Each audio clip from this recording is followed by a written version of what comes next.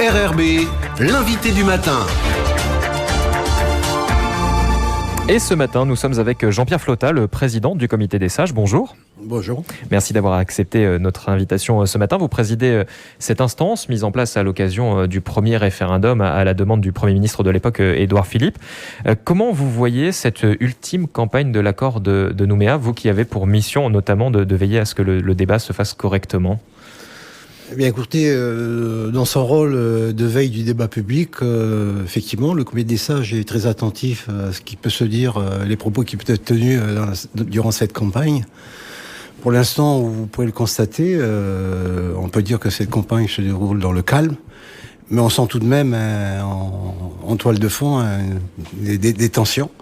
Et donc, c'est pour la raison pour laquelle nous sommes en état de veille permanente, pour s'assurer que nul propos ne vienne perturber ce climat serein et apaisé actuellement, afin que le scrutin, la dernière semaine de campagne et le scrutin se déroulent dans les meilleures conditions. Ce que vous nous dites, c'est que même si vous n'avez pas eu à publier de communiqué dernièrement, tout ne se passe pas si bien que ça. Il y a quand même des motifs d'inquiétude sur certains aspects ? Oui, évidemment. Il y a quelquefois des déclarations qui sont un peu dures, mais sans que ça outrepasse l'obligation de rester dans les limites du respectable. On sent aussi sur les réseaux sociaux des interventions quelquefois qui sont inquiétantes de par le contenu de ces propos, à savoir des propos insultants, l'insulte, des propos humiliants, voire haineux ou racistes. Et c'est ça qui est plus inquiétant, parce que ces messages sont lus par beaucoup de personnes et ça peut avoir un effet d'entraînement pour envenimer cette situation qui, pour l'instant, bien qu'elle soit un peu tendue, reste calme. On sait que c'est la justice qui surveille essentiellement les réseaux sociaux. Vous aurez aussi, s'il y a des débordements, à publier des communiqués ou à réagir ? Alors effectivement, nous avions envisagé de rencontrer le procureur de la République pour le sensibiliser sur cet aspect des réseaux sociaux. Fort heureusement, le procureur de la République s'est saisi des problèmes que pouvait causer la publication de ces messages sur les réseaux sociaux. Et donc, nous sommes très satisfaits que cette intervention du procureur puisse se faire. Ça permettra peut-être d'éviter des débordements dans les déclarations qui pourront être faites à la veille de ce scrutin. Comment vous voyez la campagne ? On le disait, il y a eu les deux premiers référendums que vous avez aussi surveillés, qui étaient complètement différents dans la physionomie, puisque là, la troisième consultation est marquée par l'appel à la non-participation. Est-ce que ça change la donne pour le Comité des Sages dans son travail au quotidien ? Alors, absolument pas, parce que nous n'avons pas jugé de la décision des indépendantistes de ne pas participer à ce scrutin. C'est leur liberté de choix, on la respecte. C'est pas notre rôle de nous prononcer sur le fond de cette décision. En revanche, on est très attentif à ce que cette non-participation ne vienne pas perturber la campagne référendaire, même si elle est amputée d'une partie des politiques, que cette campagne référendaire puisse se terminer dans un climat serein et apaisé, tout comme le scrutin d'ailleurs.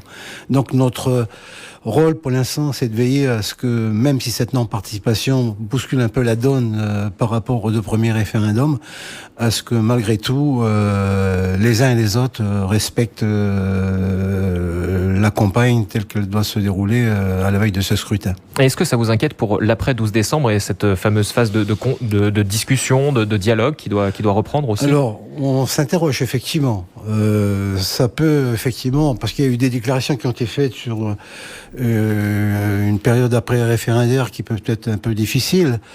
On parie quand même sur l'intelligence des uns et des autres, parce que l'issue des accords de l'accord Nouméa ne peut se faire que par un dialogue serein et apaisé.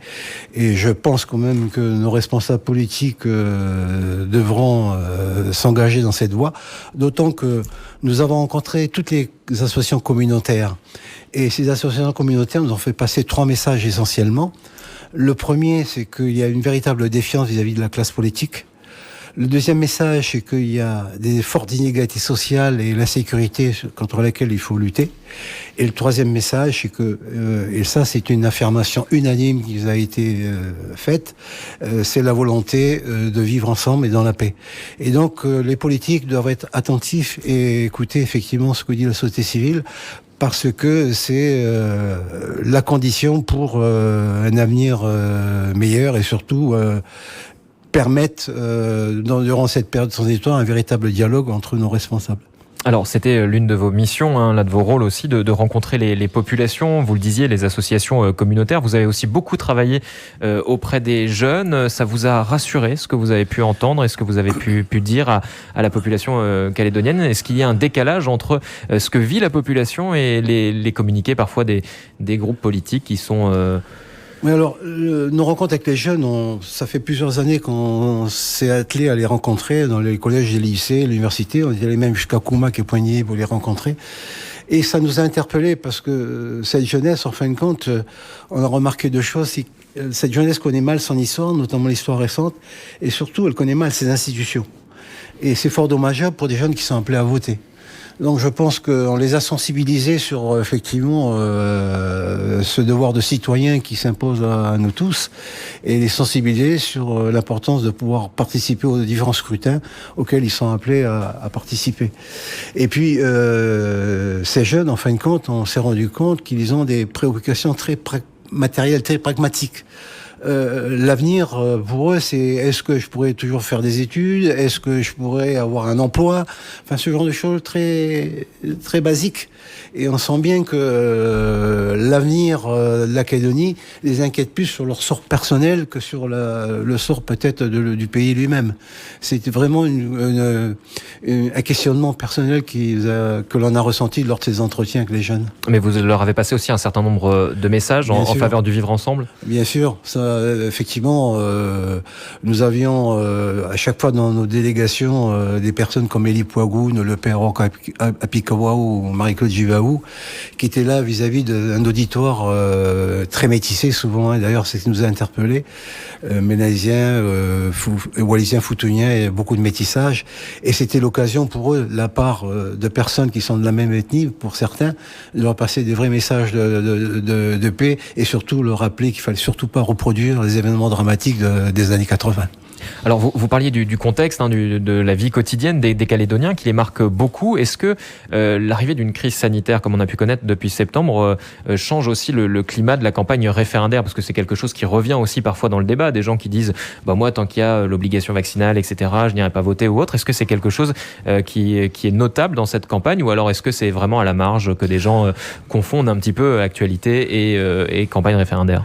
Si vous voulez, d'une manière générale, dans la vie de tous les jours, on n'a pas le sentiment, nos comités des sages, que ça perturbe la société calédonienne fondamentalement. On sent très bien quand même, lors du confinement, qu'il y avait de l'attention sur ce virus. Aujourd'hui, on sent très bien qu'on sort un peu de cette situation contraignante. Mais c'est plus peut-être dans le débat politique que la crise sanitaire est intervenue.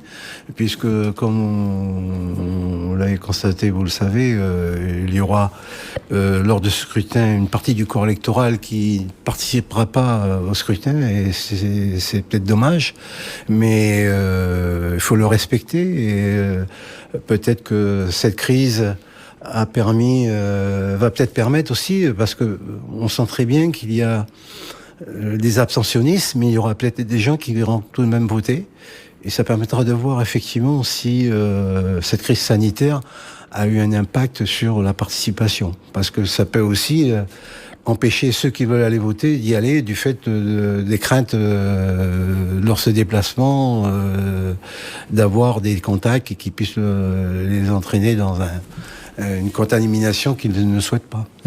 Alors vous avez évidemment rencontré beaucoup de gens durant cette période de campagne référendaire, notamment les experts de l'ONU qui sont arrivés sur le territoire et qui sont sortis de Septène, il me semble, la semaine dernière. Quelles étaient leurs interrogations quant à cette campagne référendaire? Ils nous ont principalement demandé comment on ressentait le climat actuel de la campagne, hein, ce que j'ai évoqué tout à l'heure. Enfin, quand ils s'interrogent, ils nous ont rencontrés pour nous questionner un peu sur le climat général de ce scrutin, ce que l'on pensait de la non-participation des indépendantistes. Nous sommes abstenus effectivement de faire un commentaire sur le sujet parce que c'est pas notre rôle, mais on sent très bien en plus ils sont pas des vrais observateurs, hein, parce que ils sont là à la demande du gouvernement français et c'est un comité d'experts, ils sont une quinzaine à peu près, et ils viennent ici pour regarder comment les choses se passent et ensuite faire un rapport au secrétaire général de l'ONU. Mais ce n'est pas ils l'ont bien précisé, des observateurs. Ce sont des experts uniquement, bien que la différence entre les deux est assez ténue. Eux-mêmes l'ont dit, mais en tout cas, on sent très bien qu'ils s'impliquent fortement dans cette mission afin de pouvoir rendre compte au secrétaire général de l'ONU les conditions dans lesquelles ce scrutin se sera déroulé. Alors, quelle est la suite du programme là jusqu'à vendredi soir minuit, fin de la campagne, et puis même le jour du scrutin pour le comité des sages? Eh bien, on va revoir le haut-commissaire pour échanger avec lui sur les remontées qu'il peut avoir sur l'ambiance générale de la campagne sur le terrain. Et puis en fin de matinée, nous avons rencontré les membres du Forum des îles du Pacifique, à leur demande, qui sont là également à chaque consultation, eux aussi en tant qu'observateurs. Et donc là aussi, on pense qu'on aura des questionnements sur lesquels nous serons appelés à apporter notre ressenti face à cette délégation. Et est-ce que vous avez vocation à continuer d'exister après le 12 décembre ? Alors, on n'avait pas vocation à l'origine, puisque notre rôle se limitait aux campagnes référendaires, donc jusqu'à la date du scrutin. Or, l'État nous a demandé de poursuivre notre mission pendant la période transitoire qui s'ouvre jusqu'à fin juin 2023. On sera associé, je pense, d'une façon ou d'une autre aux débats qui auront lieu pour la suite, un peu comme une courroie de transmission entre la société civile et le politique, et peut-être impliqué dans certains groupes de réflexion qui auront lieu pendant la période transitoire. Je pense notamment au foncier, au thème de la mémoire et réconciliation, où on va certainement apporter notre contribution à ces discussions. Et le message que vous avez envie de faire passer pendant cette période, c'est que les Calédoniens ont envie de vivre ensemble? C'est en tout cas le message que l'on a ressenti et qui nous a été transmis par l'ensemble de nos rencontres des associations communautaires. Hein.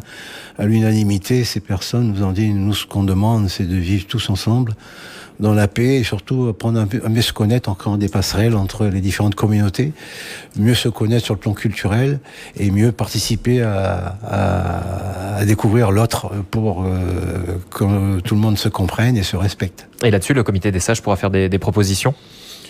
On essaiera en tout cas, oui. On a déjà commencé à travailler sur le sujet. Hein. On parle peu de nous parce que en fin de compte, moins on s'exprime et mieux c'est, parce que ça veut dire que la situation est calme. Mais malgré cela, on travaille beaucoup, hein, on se réunit assez souvent et on réfléchit, on débat sur les sujets que je viens d'évoquer, afin, le moment venu, de pouvoir apporter des propositions. Merci beaucoup Jean-Pierre Flottard, président du comité des sages, d'avoir été avec nous ce matin.